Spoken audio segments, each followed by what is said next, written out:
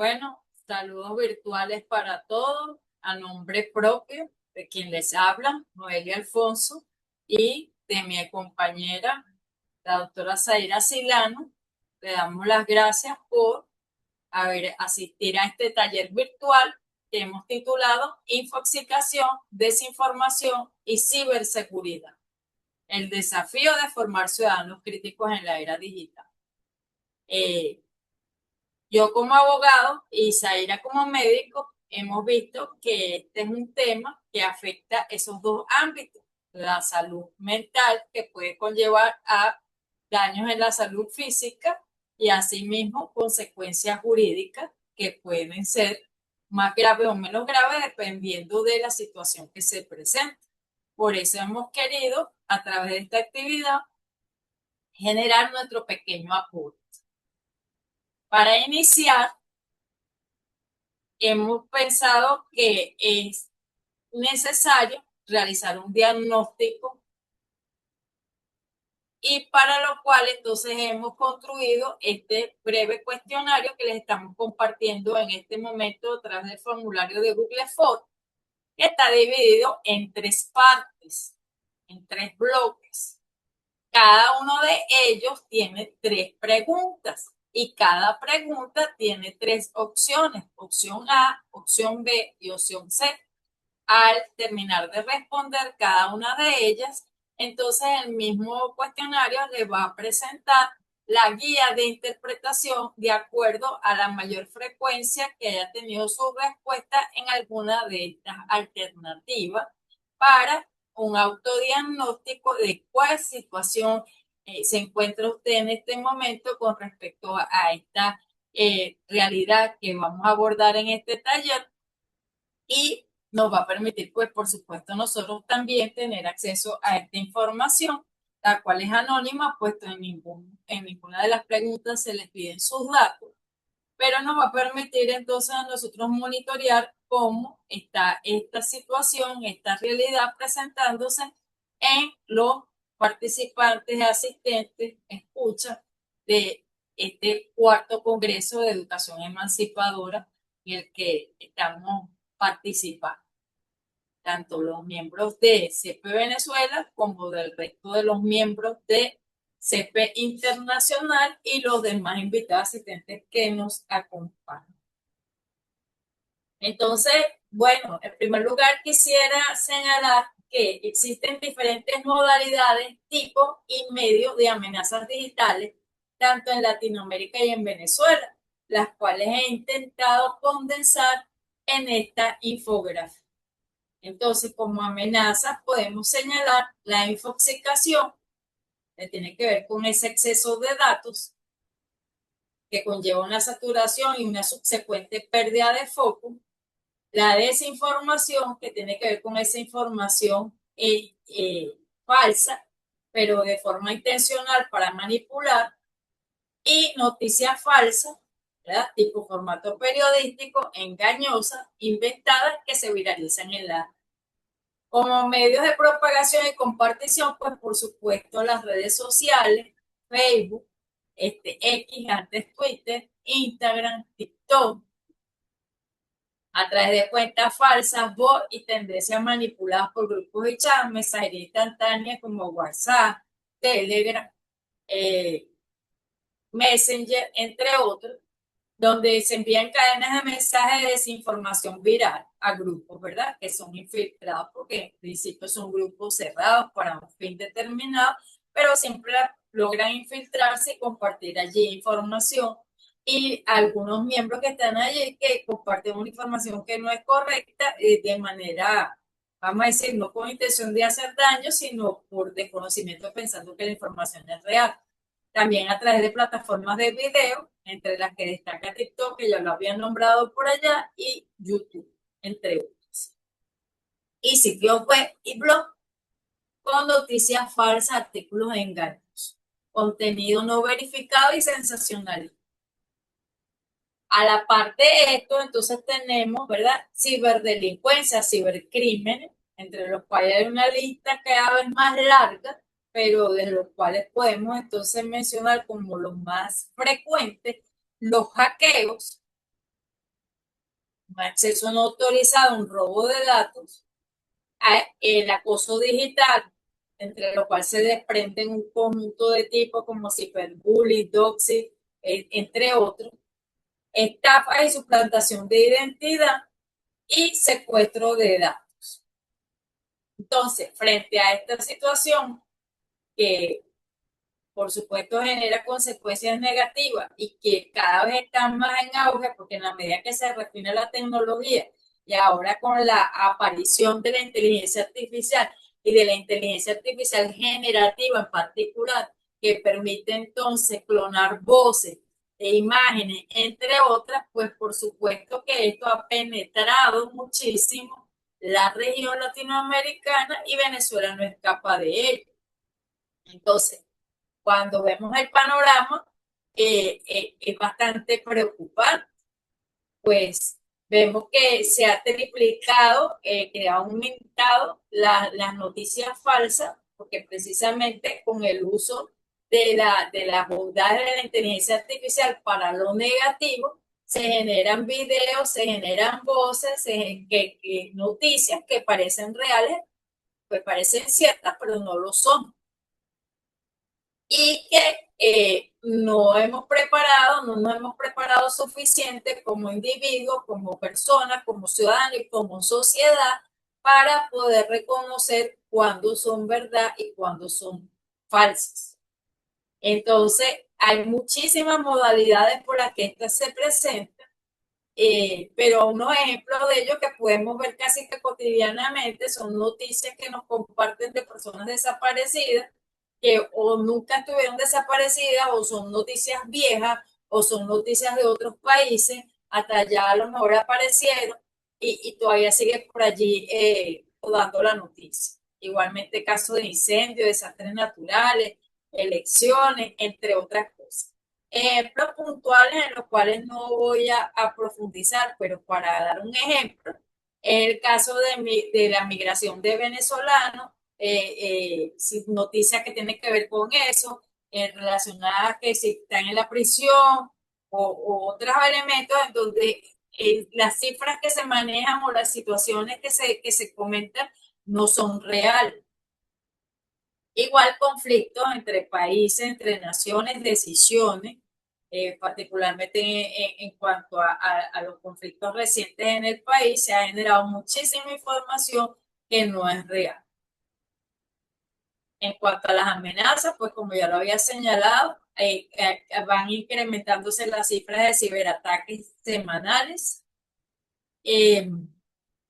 Hay un alto porcentaje de la población afectada por la ciberdelincuencia. Siempre escuchamos a alguien, me hackearon el WhatsApp, me hackearon el correo, me hackearon. Entonces, es necesario, ¿verdad?, incrementar las campañas digitales para alertar y para informar acerca de cómo podemos prevenir que nos ocurra una situación como esta. El ciberacoso a niños, ya no solamente las escuelas, las instituciones educativas, tanto escuelas, liceos como universidades, no solamente tienen que combatir el acoso presencial, sino entonces también el acoso digital, que por supuesto es mucho más difícil de detectar de quién está detrás de él. Y bueno, como ya había señalado en la diapositiva anterior, los tipos de ataques más frecuentes tienen que ver con la suplantación de identidad, con el secuestro de datos y con estafa. Entonces, la desinformación es un problema que nos atañe a todos y que todos debemos procurar nuestro granito de arena para combatir, ya que cada vez es más recurrente, es transnacional, está industrializada y apoyada en la inteligencia artificial con consecuencias tangibles. Es por eso que la doctora Zaira Silano y mi persona tuvimos la inquietud de entonces realizar esta actividad, la cual podemos sintetizar entonces como problema en este gran interrogante. ¿Cómo puede una ciudadanía ejercer su capacidad crítica y su autonomía en un ecosistema digital que bajo la aparente democratización de la información la somete a una saturación cognitiva que es sistemática y a una manipulación algorítmica de gran escala que las soluciones técnicas no han logrado contrarrestar. De manera entonces que de esta gran interrogante se desprende el objetivo de este taller, que no es otro que brindar algunas herramientas para navegar el entorno digital de manera segura, responsable y crítica, desarrollando defensas contra la saturación informativa, la manipulación de narrativa y las ciberamenazas. La metodología que se tiene planteada es teórico-práctica.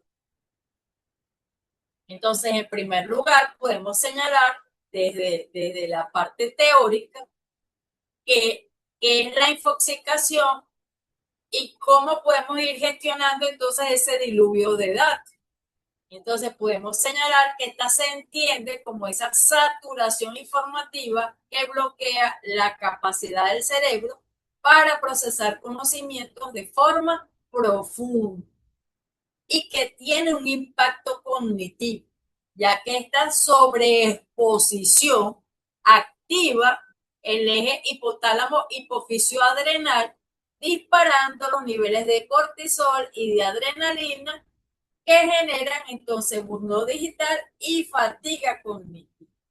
Por lo que entonces se secuestra, ¿verdad?, esa economía de la atención mediante estos algoritmos que están diseñados para maximizar la permanencia del usuario, ¿verdad? Lo que se conoce como el scrolling, que todo el día estamos dándole al dedo, corriendo la pantalla para seguir viendo más información.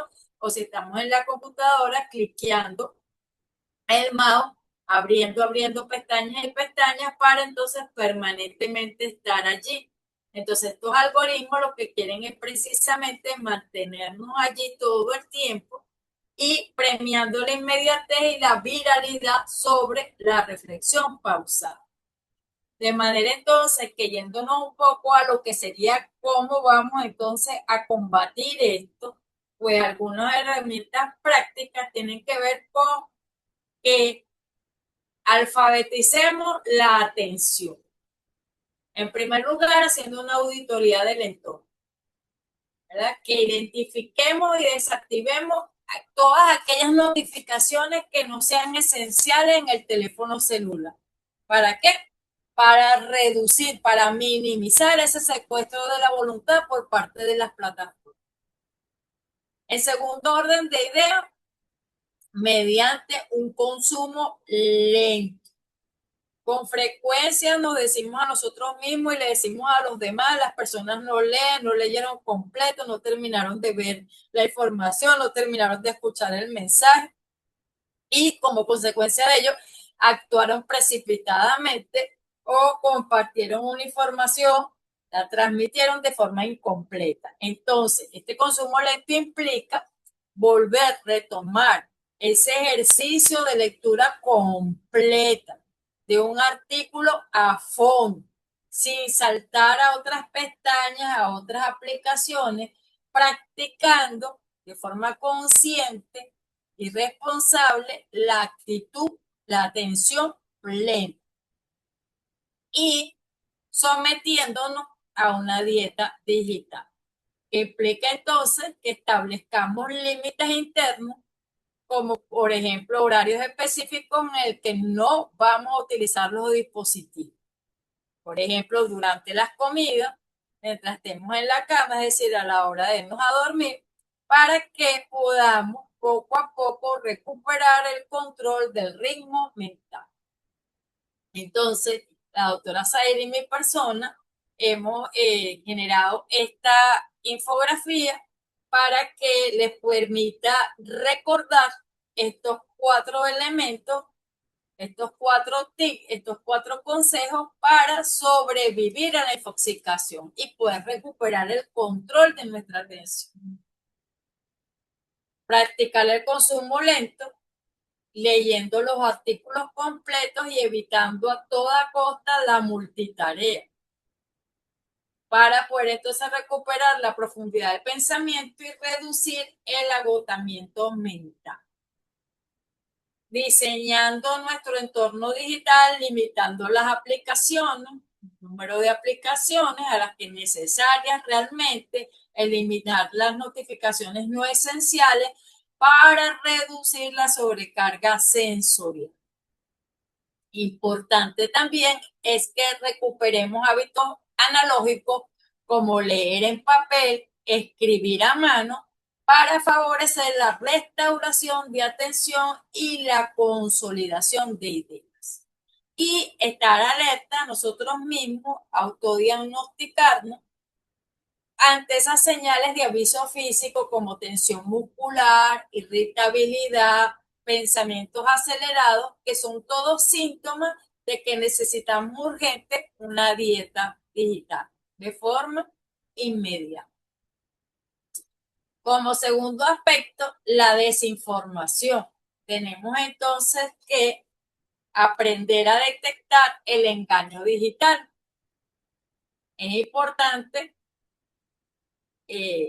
entender que la desinformación implica a todo evento intencionalidad maliciosa para causar daño, puesto que también somos víctimas de información errónea, que es aquella que se comparte sin querer engañar, que generalmente viene de nuestros familiares, amigos, colegas, seres queridos, que nos comparten una información, digámoslo, de buena fe, asumiendo, creyendo con la convicción de que es verdadera cuando no lo es.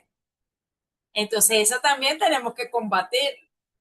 Y bueno, durante el taller vamos a ir viendo formas de hacerlo, pero es importante que nosotros podamos distinguir, diferenciar de cuando se trata de una información que puede ser errónea, pero que nos la está compartiendo alguien allegado a nosotros, que no tiene la intención real de querernos engañar, como cuando adrede personas inescrupulosas, personas con fines perjudiciales, nos comparte una información con la intención específica de causarnos daño.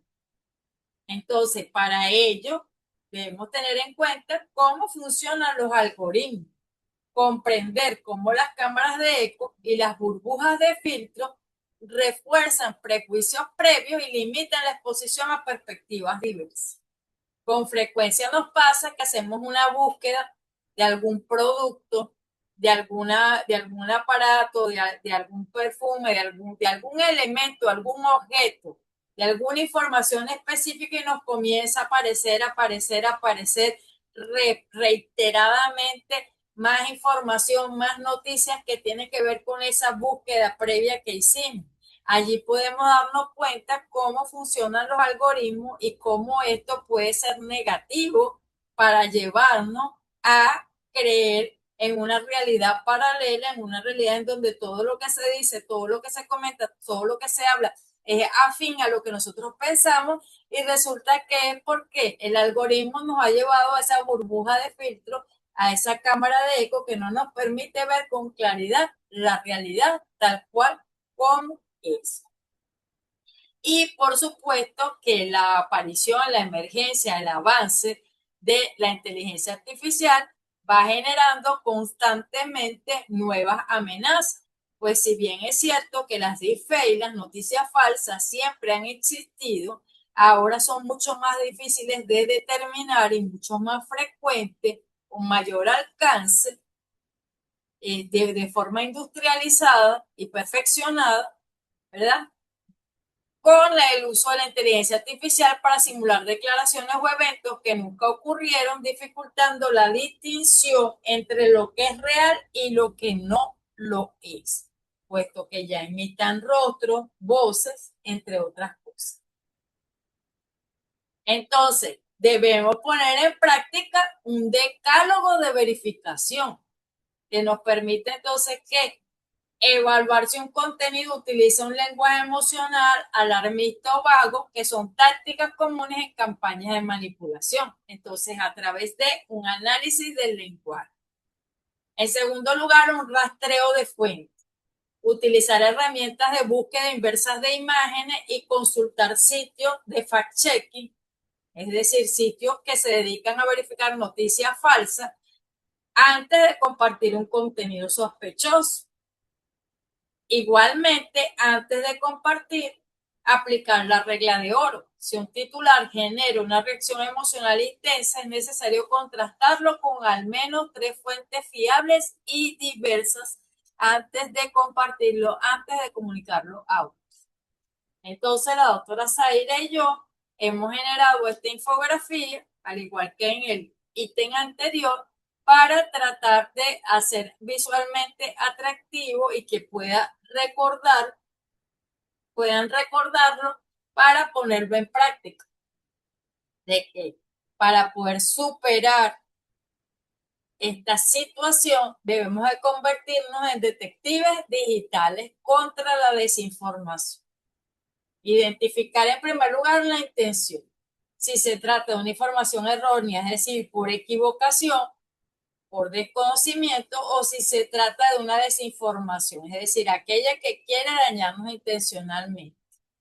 Desconfiar cuando esta información conlleva una carga emocional. Si se trata de un titular que nos genera miedo, indignación o urgencia, debemos estar alerta de que no se trate de una manipulación psicológica.